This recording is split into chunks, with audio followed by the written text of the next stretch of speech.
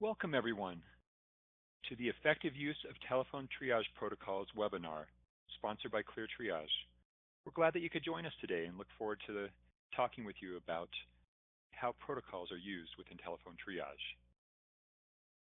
Just to get straight to the point of the conversation here, just so there are no surprises, the thesis, the central argument today, is that telephone triage protocols are used most effectively if they're used as a checklist for every triage call. And it's important to understand what that means by using them as a checklist, and it's also important to understand what that doesn't mean. Triage protocols are absolutely not a replacement for thinking on the part of the user. They're not a script that the user goes through asking every question. They're not best used only as a reference guide on occasional usage, nor are they best used only as a training guide. So the agenda today, we'll be talking about why use checklists. What is a checklist? What value do they bring? Why do you want to be using a checklist? We'll look at some examples of checklists in a couple different fields, and then we'll bring that back to telephone triage and look at the triage protocols as a checklist and how they compare to some of the other checklists we've looked at. We'll look at examples of some telephone triage calls, some that have not gone well, some that have gone well, and then finally we'll do a demonstration of ClearTriage in order for you to see how that can effectively support using those protocols on every call. My name is Dave Schmitt.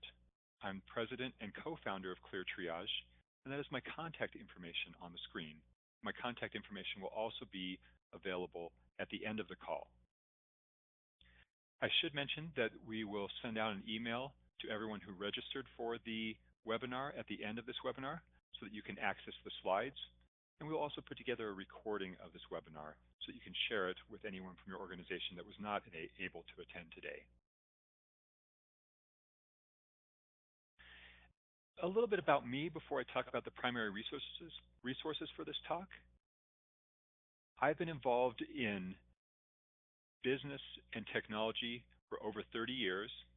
I've been informally involved with telephone triage for the last 20 years. And for the last 10 years, I've been specifically involved in companies creating software for medical application and for medical use. And that's how my partner and I decided that we would start ClearTriage. But I am not a nurse. I'm not a doctor. I have medical background from just working with all of the people that I've had the pleasure to work with. But I do want to talk about the resources that have come together to make the ideas within this talk, because they are important. It's important for you to understand where these ideas are coming from. One of the primary resources is Dr. Barton Schmitt. Most of you are familiar with his Pediatric Telephone Protocols book. And so the resources that have been applied to this talk are that the protocols in the book, various presentations he's given, and then a lot of conversations that I've had with Dr. Schmitt. Another important resource in this conversation here is Carol Ruttenberg, who's a nationally known nurse who speaks and lectures and trains and is an expert witness in the field of telephone triage. And I'm pulling information from her excellent book, The Art and Science of Telephone Triage, again from a number of presentations that I've seen her give, and a lot of conversations I've had with Carol. Hugely important to my ideas and the information that's gathered here are working with triage nurses across the country, both conversations with those nurses and observing how they're actually taking calls and how they're actually doing their jobs. And finally, another very important resource is a book called The Checklist Manifesto by Dr. Atul Gawande.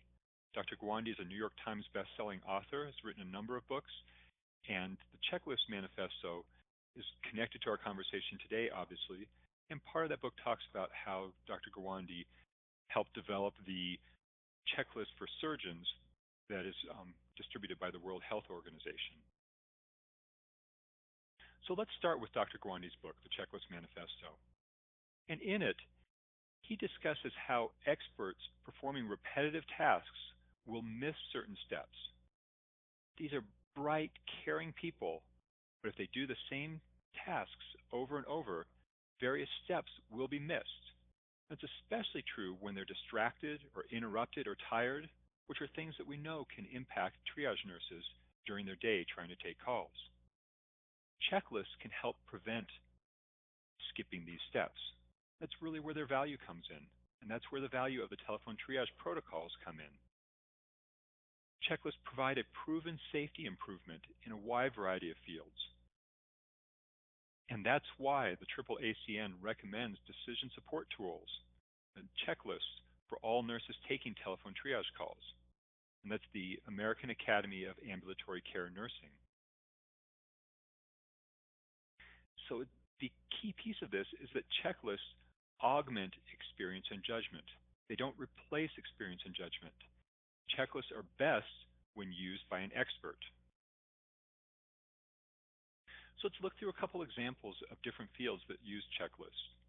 And probably one of the first ones that come to mind, and a very common example, are pilots. So checklists exist for taxiing, for takeoff, for landings, for emergencies, a wide variety of things that can happen to an airplane when the pilot is in control. Checklists are used by both new and experienced pilots. If you look at the history of checklists, it's interesting to know that the first commercial checklist was created in 1935 after the first B-17 plane was in a competition. And so the B-17 was a new plane at that point in time. It could fly further, it could carry heavier payloads, it could fly faster than any of its competition, and it was widely assumed that it would just sweep the competition and the Army Air Corps would buy a whole bunch of them. But as the B-17 taxied down the runway and started to take off, it got about 300 feet in the air, and then it spun and crashed in a fiery explosion. After that, the Air Corps went with another set of planes, and it was discovered that the B-17, that the pilot had not disengaged a lock on the elevators.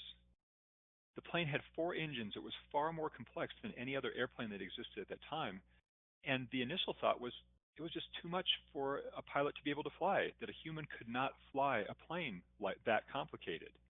But the Army did buy a couple, and there were some pilots that did not want to give up on that airplane. So they sat down, they looked at it, and they said, what can we do? And they created a checklist.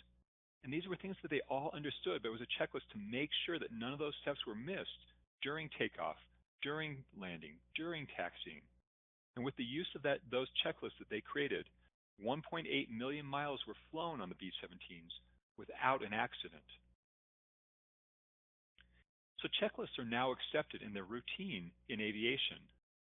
It is important to know, though, that some pilots don't use them. In fact, there was a recent study on a number of aviation accidents, and over 7% of those accidents had improper use of the checklist as a probable or contributing cause to that accident. Let's look at another example, this time back in the medical field, central line infections. So Dr. Provenos from Johns Hopkins University wanted to decrease the rate of central line infections within his clinic. And so there were 5 steps identified: washing hands, cleaning the patient's skin, sterile drapes, sterile mask, hat, etc., and sterile dressing after the central line was in place. These are obvious steps, and if you talk to almost any expert, they're going to understand those and realize that they need to do those. So what happened is they identified those steps, and Dr. Provenos got permission for the nurses to observe doctors placing central lines. And for a month, they observed, and in a third of all cases, doctors, these experts, skipped at least one step out of the 5. Then they went to the second phase. And for the second phase, the nurses were actually empowered to be able to stop the doctors if they hadn't done one of those steps.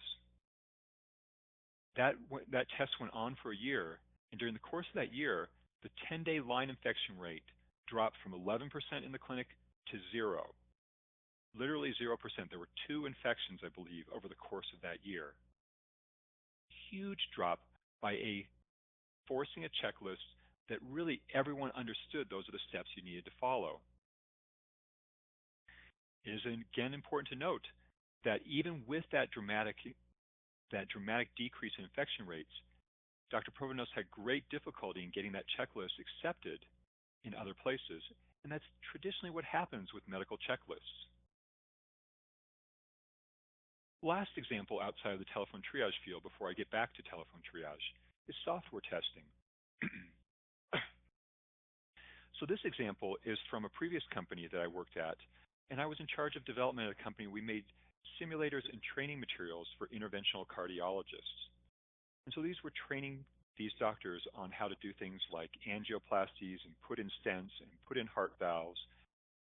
And it was software that ran the device that you're seeing on the screen. And that was very complicated software. And then we come out with new versions, and we had to make sure that we wouldn't break anything. And so we had testers who were making sure the software was good. And a software tester creates a test plan, a list of things to test with each new version of the software. And that checklist that they create, that test plan, prevents bugs, things that you don't want to happen in basic behavior from being missed. Otherwise, it's very easy not to remember to test how the C-arm works or injecting dye or other basic things as you're going through the case. Now, a tester with experience won't just test the items on the list, because if they're doing something, they inject contrast in this case, and it's not quite right, they'll probe, they'll look and see what's there. It's the same way that a telephone triage nurse, if there's a question to look at whether there is a fever or whether the patient has chills, if they're not getting a clear answer, they're going to probe. They're going to ask the caller slightly different directions, different takes on that same question to really explore what's going on there. And it's the combination, back to software testing, combination of the test plan and the experience that results in the best outcomes. So let's look at telephone triage protocols. Dr. Barton Schmitt's protocols have been used in hundreds of millions of calls around North America. They are protocols that are meant for nurses. So they are meant for the experts that are taking these telephone triage calls. And they are a checklist. They are not a script. Dr. Schmitt is adamant about that. Anyone who explains them, really, that is how they are meant to be used. Also, I just want to clarify before we get further into it, they are meant for triage calls. These are calls about a symptom. There are other calls that nurses can take in an organization. And many times it can be a combined role, the triage calls and the non-triage calls. And the non-triage calls can be things like refilling prescriptions, setting appointments, sending immunization records. The protocols are not meant for those. These protocols are meant for triage calls, for vomiting, for sore throat, for a broken arm. So these protocols form a checklist, and it's the combination of that checklist and the nurse's experience and judgment that result in optimal outcomes. But the protocols only help if they're actually used on the call. So that's what we're going to look at, how to make that happen. So wrapping this up, key elements in effective use of telephone triage protocols. Questions are not used as a script. And the questions are actually reviewed on every triage call. They're looked at, they're considered. They're not recalled from memory. Because as we discussed, if you recall a checklist from memory, the experts will miss things. And every triage question is not asked, but every triage question is considered to determine if the nurse needs to have a conversation and elicit more information from the caller to rule out whatever is in that item. The triage call needs to be documented. Every triage call needs to be documented. And that documentation needs to capture both the usage of the protocol and also the nursing assessment, the nurse's judgment that was involved in the call. And that documentation needs to be consistent between days and between nurses per the policy of your practice or clinic. Dr. Schmitt has another version of that list there that he calls the good call checklist. And he says that a good call, the triage nurse has used an appropriate protocol, has followed the triage within that protocol, has followed any relevant policies of the practice or clinic or hospital, has documented an accurate assessment of the child at the time of the call, has reached an appropriate disposition based on the symptoms at the time of the call, and has given call-back instructions. A critical piece, the caller needs to understand when might they need to call back in.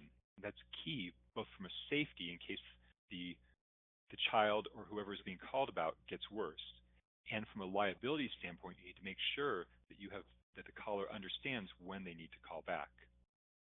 We'll make just a slight mention. This webinar was advertised for Dr. Schmitt's protocols and for pediatric protocols, but I know some of the people who have signed up also see adult patients, and Dr. Schmitt has a business partner, Dr. David Thompson, who writes similar protocols for adults, and they are available in companion books, or they can both be available in ClearTriage. And so what we're saying here about Dr. Schmitt's pediatric protocols applies to taking telephone triage calls for adults as well. There's a great model that lets you think about how a checklist works and how it helps prevent accidents. It's called the Swiss cheese model. It argues that bad things don't happen every time a question is missed in a checklist, but only if other things happen as well. And that's why bad outcomes occur rarely, even when checklists aren't used. So the image is a set of Swiss cheese slices.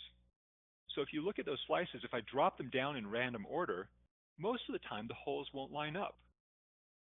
But it's only if I put them down and all 4 of the slices line up so that all 4 of the holes line up, then I'm actually getting my bad outcome.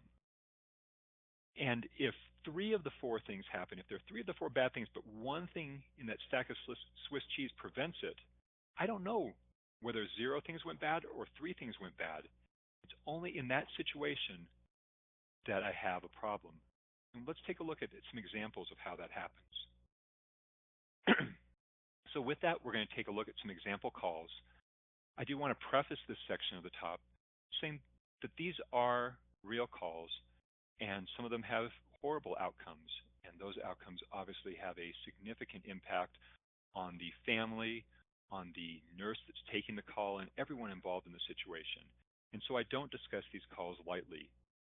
But we have to take a look at real calls. We have to take a look at history to understand what does happen, what can happen, in order to improve our performance going forward. So that's the spirit that we're looking at in talking about these calls. So the first call here, in this case, a 12-year-old was seen Thursday evening in an emergency department for abdominal pain. The 12-year-old was released from the emergency department and was told that he was okay and should be taken care of at home. So the mom called the practice at 9 p.m. on Saturday due to worsening pain, and then called again the next morning, and a nurse was taking those calls. And the nurse's disposition was home care. The nurse said that the child could be taken care of at home and just needed to be watched. Very unfortunately in this case, the outcome was the child died later that Sunday from septicemia and shock due to a ruptured appendix. The nurse had minimal documentation about the call, and there was actually a lawsuit that did not go well. The nurse was a very good nurse and normally would have caught something like this. But the nurse did not use protocols, did not use a checklist, and she didn't hear anything that made her think of a ruptured appendix, of appendicitis. She didn't ask anything that would dig into that. And that's the point of that checklist. You have the good nurse, you have the expert, but something gets missed on the same call where someone actually does have appendicitis. That's that Swiss cheese analogy. And that's where the checklist can help to remind you that you need to rule that out. On the second example call, mom called with a 6-month-old who had a cough. The mom denied there was any respiratory distress or any difficulty breathing, and the mom informed the nurse that other people in the family had a cold. The nurse listened to the breathing. There was no wheezing, and so the nurse's initial diagnosis was that the child could be taken care of at home, probably had an upper respiratory infection. However, before ending the call, the nurse reviewed the protocol questions, the checklist, and realized that she didn't rule out the question that have the lips turn bluish during coughing. So the nurse asked that question. She got a positive response, which then indicated that the child needed to go to the emergency department. And in fact, the child was admitted with bronchiolitis. And so using the checklist helped the nurse to catch that situation and send the child to the appropriate place or care and avoid having the child at home with bronchiolitis with the risk of having the child there. The third and the fourth, next two calls I want to talk about, these are both examples from Carol Ruttenberg. Again, she's the nurse that wrote The Art and Science of Telephone Triage. And these are examples from presentations and from her book. In this case, the toddler called, and a toddler had been diagnosed with tonsillitis, and became sicker throughout the day. And the mom called about 4 p.m. and was concerned about his breathing. The nurse called at 4:50 as the office was getting ready to close. Everything was rushed, and said, "Okay, you're concerned about his breathing. If it gets worse, you need to take him to urgent care or the emergency department." Unfortunately, the child died later that night, and the mom and dad actually thought the child was getting better as their breathing became calmer. This is a tragic call, and one that those of you that are nurses out there are looking at and saying, well, that wouldn't happen to me. And this was a harried nurse. Whether it's a good or bad nurse, I can't comment. But take a look at the protocol. If that nurse is using a checklist, these are the items in the breathing difficulty severe checklist. The nurse has to select one of these.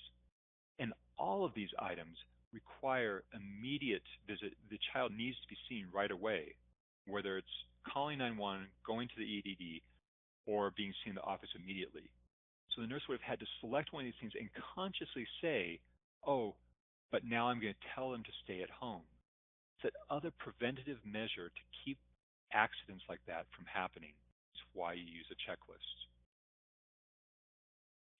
And finally, the last example call I want to take a look at is again from Carol, and this is a 2-year-old that had fallen and burned his hand on a floor register.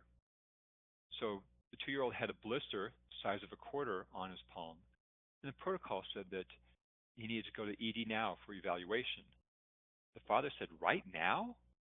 And the nurse assumed that she had a potentially non-compliant caller on the line. So the nurse went through the potential complications that could happen and basically guilted the father into taking his son to the ED. So the father drove over 35 miles in the middle of the region's worst ice storm in over 10 years.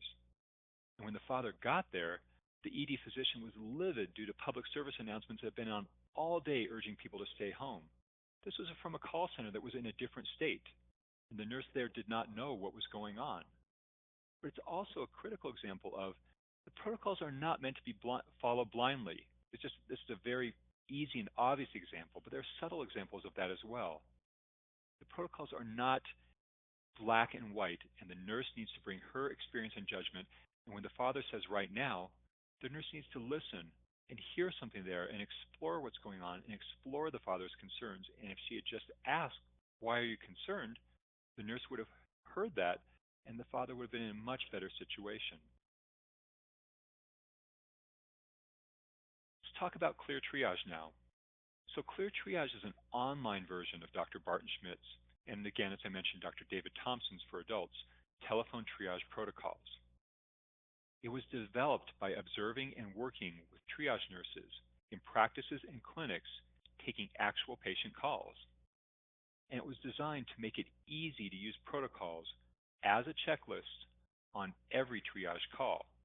And that's really what we've been talking about here, that effective use of protocols.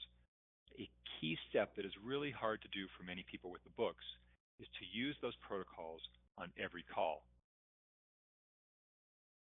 So let's take a look at ClearTriage and how it works, and then we'll come back and finish up the last part of the presentation. By the way, if you have any questions, go ahead. You can enter them into the chat in the Join Me session. It's a little speech bubble up there, and we'll pull those questions, and we will answer those questions at the end. So let me minimize this, and we will get to the demo. So this is ClearTriage. This is what the screen looks like. And I'm going to take a note here. We're going to have, I'm going to take my note. I'm going to start typing up here. So mom called, Jimmy vomiting 3 times, in the last hour. Jimmy has diarrhea as well, too, but no fever, um, no obvious signs of dehydration. So here's where I'm talking to the caller, in this case the mom, listening to the caller, making sure to understand the full situation. Because as those of you who are triage nurses know, when the caller first calls, they don't always say the most important thing. You need to listen, you need to understand what's going on in order to really get to the appropriate protocol to use. But in this case, it is Jimmy with vomiting and diarrhea. Here I have the list of triage protocols, and there are, in ClearTriage, there are 225 protocols, so there are 80 more protocols that are not in the book version of that. And these protocols are updated once a year in electronic format as opposed to the less frequently updated book format. In any case, I can scroll through those, or I can just start typing to narrow down that list. So I typed in vomit, and I have the protocols that are dealing with vomiting. In this case, I want the vomiting with diarrhea protocol. So what we're making it possible is it's easy to get to that protocol while I'm in the middle of the call. And maybe then I have the mom is telling me it's something else and said, sister was sick with GI symptoms last week, better now. So I have some instance of something similar within the family. So I can be taking those notes up there while I'm working on the protocols. I'm looking here, here's information about the protocol, and I can say, yes, this is the protocol I want to use. I press next, and I have, again, this is my checklist. These are the questions arranged in priority order. As we've talked about, this absolutely is not a script. And there are places that will use these questions as a script, and they are misusing these protocols. To use them effectively, I'm using them as a checklist. So I'm looking through, considering them. There are no signs of shock here. Jimmy's awake right now, so mom's told me that Jimmy's on the couch watching TV, is not happy, but is pushing back and forth with his sister. Not confused. It's not less than 12 weeks. But here's a question. I need to make sure to ask about the color of the vomit. ClearTriage has information over here, a rule out, because I'm ruling out a peptic ulcer or esophagitis. And I have to make sure if the parent's not giving me clear information, I might ask slightly different ways in order to get to the root of that. And here again is my appendicitis question. So I work my way through considering all these questions until I get to the first positive question. That's the way Dr. Schmitt's triage protocols work, which in this case could be mild, moderate vomiting with diarrhea, probably viral. I then press next, and here I have home care advice. And I can look through the care advice, and I can see that I want to talk about reassurance and education. I want to tell the caller that most vomiting with diarrhea is caused by a viral infection of the stomach and intestines, by mild food poisoning. I can talk about how to reintroduce liquids and solids. I can talk about the expected course of vomiting with diarrhea. And most importantly, from a safety and legal standpoint, I can say you need to call back if the vomiting becomes severe, if they're vomiting everything over 8 hours, if the vomiting persists more than 24 hours, if there are any signs of dehydration, lack of tears, dry mouth, and I'll run through those, if the diarrhea becomes severe, or if your child becomes worse in any way. I'm going to document this call and say that I've discussed that care advice with the caller, and most importantly, I've discussed the reasons to call back with the caller. I do within ClearTriage have handouts that I can use to reinforce that. So the vomiting with regular milk handout, and these are handouts that are written by Dr. Schmitt. So I can take a look here, and it covers the causes of vomiting, and most importantly, it covers the care advice. Because as we know, vomiting has a lot of very detailed care advice that you have to go through in steps, and it can be hard for the parent to remember all of that. So I can send this handout to the parent to help reinforce what I've discussed with them. and I can send that by email or by text. So I can send it to my email account, and I can check and make sure that the person I'm sending it to consents to me sending this handout to them, and then I press send. When I'm done with this, I press copy, and then I can go over to my EMR, my EHR software. I don't have any particular EHR software I'm running on my computer here, so I'm just using WordPad, but I could be using Epic or Greenway or Allscripts or Athena or Office Practicum, any of those different EHRs. And I go to the space where I normally record my telephone triage call, and I just choose paste. And what goes into the call is that initial note that I took up top, the protocol that was used, and the disposition and the positive triage questions. So actually, my fault, I checked on the blood in the vomit as something that was a positive question. So I look at that and say, nope, that was a mistake.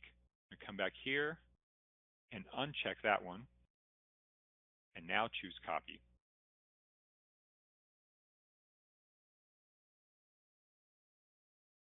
Just in case you were wondering whether this webinar was live, yes it is. And so I've pasted that in there, and now I have the disposition of home care. I have the positive triage question, that mild or moderate vomiting with diarrhea, and all relevant higher acuity triage questions were negative, and that appropriate care advice was discussed and reasons to call back were discussed, and a note that the handout was sent. That's the basics of the call, and what we've enabled with ClearTriage is the ability for you to easily get to the protocol on every call. Some people do want to capture more of that care advice.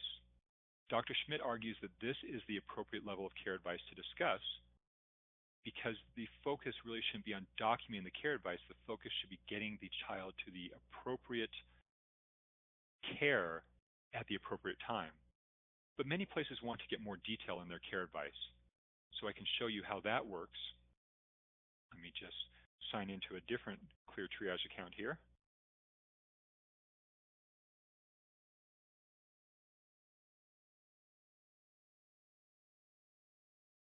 And we can just do we'll do a similar call. Jimmy's mom called, Jimmy vomiting. We'll do the same thing here.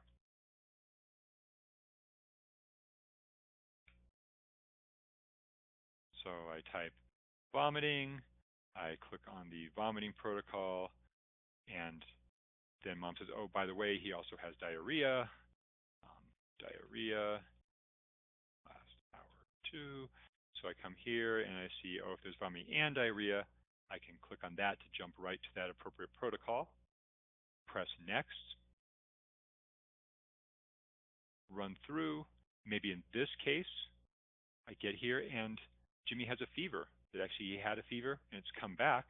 And so I need to bring him in because I need to rule out UTI or strep. So I select that.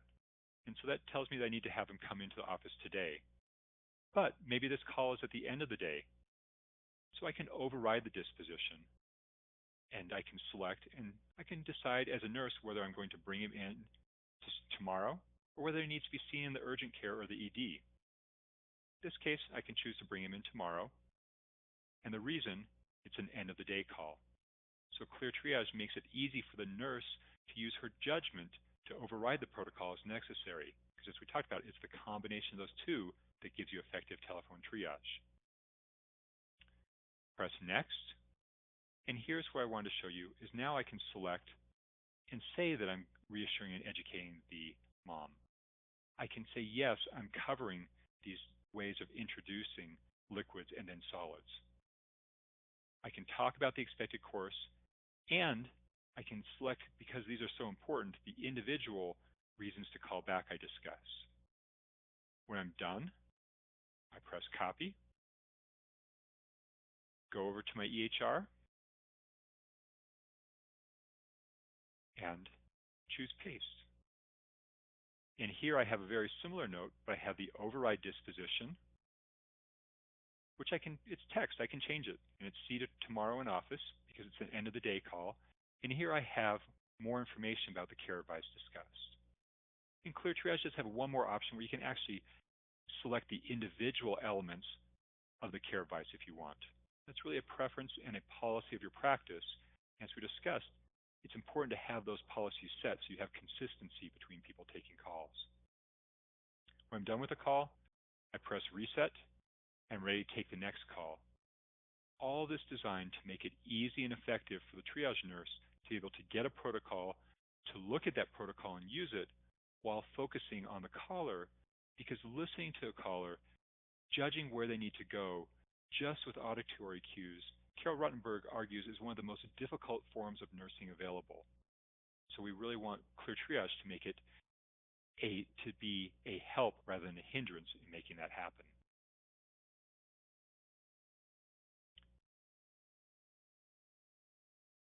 So, to wrap up the conversation today, here's an interesting thing that I've heard something similar to this with many different practices that I've gone into. Something like, and I wonder if you have, I've been doing telephone triage for 10 years now. I learned from Dr. Schmitt's protocols when I started taking calls, but I do this so often, I no longer need to use them every time. Or reviewing every protocol question for every call, it takes too much time. It's not necessary. It's not efficient. Well, let's flip that a little bit. Would you be comfortable flying with these pilots? I've been flying airplanes for 10 years. I learned from the pre-flight checklist when I first started flying, but I do this so often, I no longer need to use them every time. Or reviewing every item on the checklist for every takeoff takes too much time. It's not necessary, nor efficient. Remember, in that study, over 7% of airline accidents had checklist performance issues listed as probable cause or contributing cause. We want to look at examples. There's a horrible crash that happened in Detroit in 1987. And what happened is the plane started to take off and then crashed and killed over 150 people aboard the airplane. As they looked into the cause, the pilot had not put the flaps in the appropriate position for taking off. Putting the flaps in the right position is part of that pre-flight checklist. It was determined that the pilot did not follow the pre-flight checklist and basically regularly did not follow that pre-flight checklist. However, what happened this time is that the electronics that indicated the flaps were in the wrong position was not working. And so it was that combination, if we get back to that Swiss cheese effect, the pilot didn't follow the checklist in a plane that did not have a warning system when they happened to not do this particular thing that caused the accident. That's why checklists are so critical. They keep experts from missing steps when they're doing repetitive tasks. So, today we've discussed what the importance of checklists are. Why would you want to use them? We reviewed how checklists are used by pilots, used in central line management, used in software testing, and used by triage nurses. We went through a few example triage calls, some of which had really horrible outcomes and that could have been prevented with the use of a checklist. And then we looked at how ClearTriage can make it easy to actually use that triage checklist on every call. And again, back to the key thesis of the talk today, that telephone triage protocols are used most effectively if they're used as a checklist for every call. I want to close with a quote from Dr. Gawande, who wrote the Checklist Manifesto. There's one thing we know for sure. If you don't use it, it doesn't work. So regardless of whether you wind up using something like ClearTriage, or you use Dr. Schmitt's book or some other form of getting to the triage protocols, you'll have the best outcomes. You'll have the safest outcomes for your patients if you use protocols on every triage call. Again, my name is Dave Schmitt, President and co-founder of ClearTriage. ClearTriage is available with a 30-day free trial. We'd love to have you check us out. But again, wish you all the best in your telephone triage, and I hope that you have found the conversation today interesting and insightful. There's my contact information. Hey, Dave. Yes. Sorry to jump in real quick. We've got a question here in the chat regarding multiple protocols for the same call. I was wondering if you could bounce back to ClearTriage and just show real quick how you can add a second protocol onto that call. Yes, thank you. Let me get out of this. It's a great question. Let me come back to ClearTriage here. Let's see, I've reset, so I'm going to do this really quickly here. So, mom called, Jimmy fell and skinned his knee, and so I'm going to pick a leg injury here, and so we'll just say limps while he's out walking, so he needs to come into the office. Or actually, to be able to deal better with this, it's just a bruised muscle or bone. And I'm going to talk about how to treat that, that bruised muscle and the reasons to call back. So I've done this call, and I think I'm done. And then the mom says, "Oh, by the way, while I've got you on the line, Jimmy's had this wart for the last couple of weeks, and I've really been meaning to call you and talk to you about it. Could I ask you a couple questions about this?" So if I go back here to select a protocol, I just type in warts. I select that other protocol, go to questions, again, use my checklist, make sure there's not a boil, there's no redness or streaks spreading from the wart, it's not a wart on the face, the bottom of the foot, the genitals, so on, and I get down to common warts, 3 or less. Or maybe in this case, there are 4 or more warts. So I need to bring them in because the warts are spreading, and then I need to give them care advice until they are seen. Press next. I'm going to reassure them about warts. I'm going to talk about covering the warts with duct tape and talk about the expected course and, again, the reasons to call back. So I've used the 2 protocols. If something else comes up about the leg injury, I can switch back to that one during the call. I have both protocols I'm working with.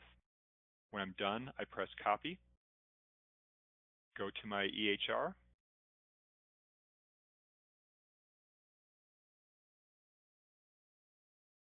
and in the call notes section, I'm going to choose paste, and I'll have a note that has all of the information I typed up top, has a note that 2 protocols were used in the call, but the highest disposition was see within 2 weeks.